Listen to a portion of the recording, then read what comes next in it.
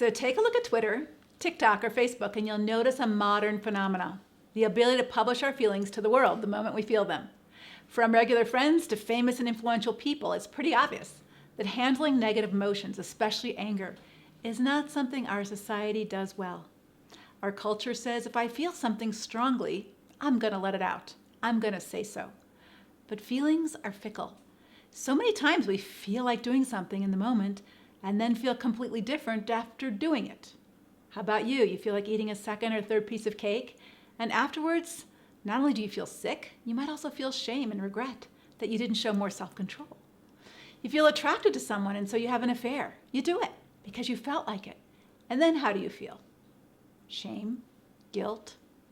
Telling someone off feels so good in the moment, and afterwards, sometimes you feel bad for not being more in control of your own self. When you regret something you thought would feel good, it's because you didn't behave according to your own values. Your choices were not in alignment with the person that you want to be. Regret tells you something. It says you went off track, and this can happen most often when we're angry. And if you're in a destructive marriage, you have plenty of reason to feel angry. You're sick of being belittled, furious at what's happening to you and your kids, disgusted that your husband chooses pornography to satisfy his sexual needs. Your anger is not sinful unless you give it control. If you allow your angry feelings to determine your behavior, you're probably going to be rude and selfish, belligerent, cruel, and even abusive yourself. The very essence of destructive behavior is doing what feels good in the moment. But feelings are only meant to inform you. They are not meant to be your sole source for decision making. If you only go by your feelings when making a choice, you'll almost always make a bad decision.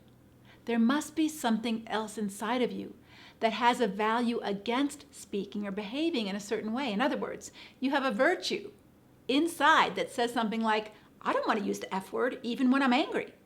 You literally put boundaries around your own self that says, I do this and I don't do that, no matter how angry I am or whatever I feel. Friend, you get to decide who you are, not your feelings.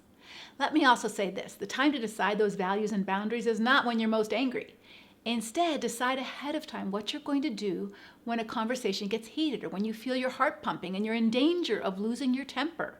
What happens to you when you're angry matters.